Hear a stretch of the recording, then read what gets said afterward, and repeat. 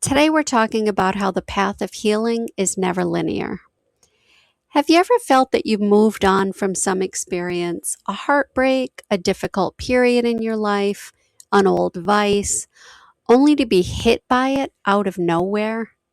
We do the work towards healing and we expect our recovery process to be a smooth, steady line. We buy the books, we learn the techniques, and then we think to ourselves, I'm over this. Until a nightmare hits, until something triggers us, and all of a sudden we find ourselves back at square one. In my book, Dance of the Firefly, my main character, Emma, undergoes a significant inner journey of healing while hiking the Appalachian Trail. She's very familiar with psychology and its terms, yet, as we see in this passage, knowledge does not protect from feeling the pain. Here's an excerpt from Dance of the Firefly. This is your fault, Emma. You know that, right? All of this. It's because of you.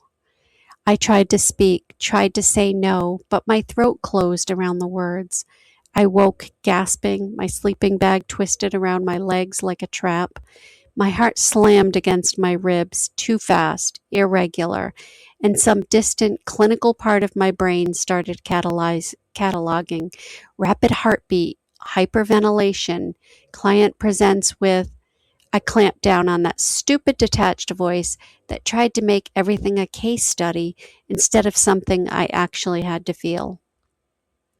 The trail helps, Maggie said quietly, sitting beside me in the dark campsite. But nightmares don't just disappear because you're sleeping under the stars. That's not how trauma works.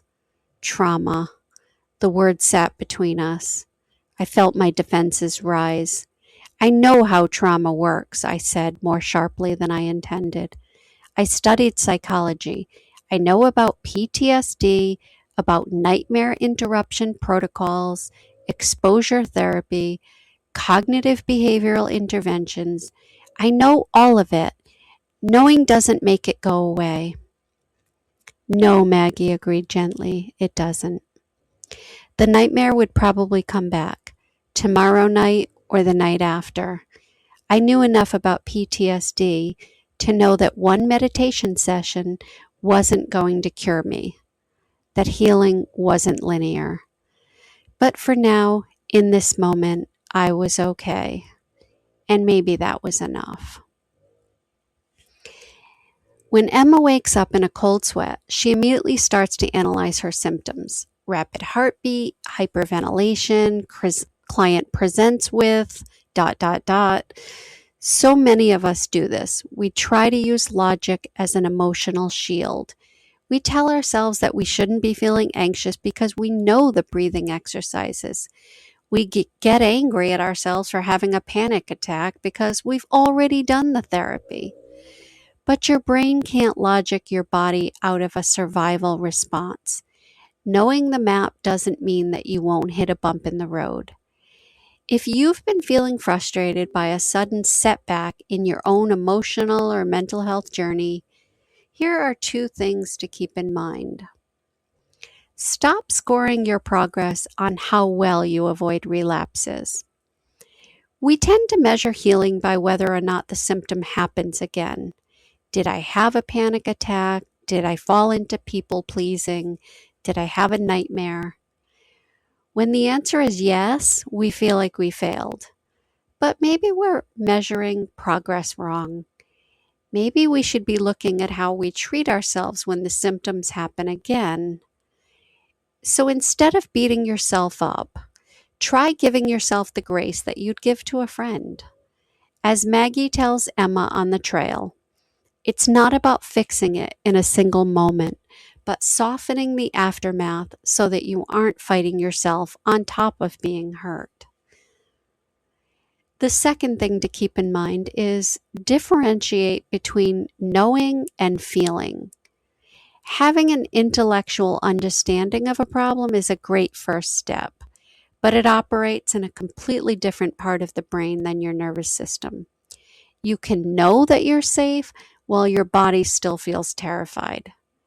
Be patient with yourself when your emotions don't line up with your logic.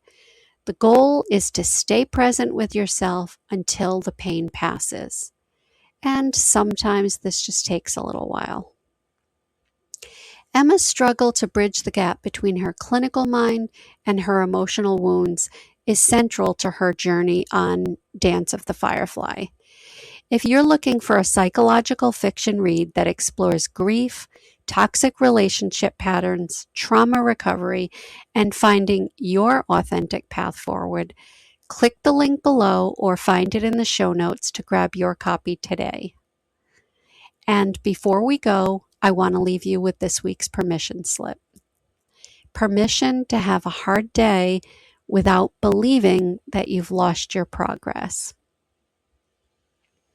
You can find a digital copy of that ticket and all the links in the show notes.